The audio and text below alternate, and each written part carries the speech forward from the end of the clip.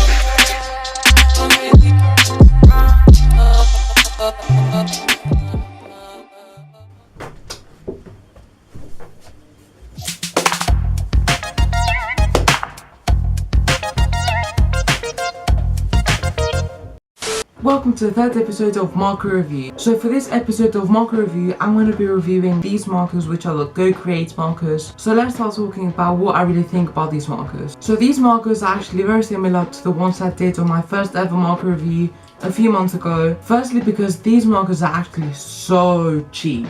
And they obviously are, but also because of the not so good quality of the nibs. The nibs that these markers actually have are extremely bad. Like, they are really bad, because they actually fell into pieces when I put them on paper, which wasn't really a nice feel, and it didn't really give me a good time. However, one of the positive sides to these markers is the color vibrance. These markers come in packs of 30. The colors were pretty good given the fact that they actually cost £4. They come in variations of red, blues, greens, and more tones. Now this brings me to another downside of these markers, which is actually the gradients. Actually, let's not talk about the gradients.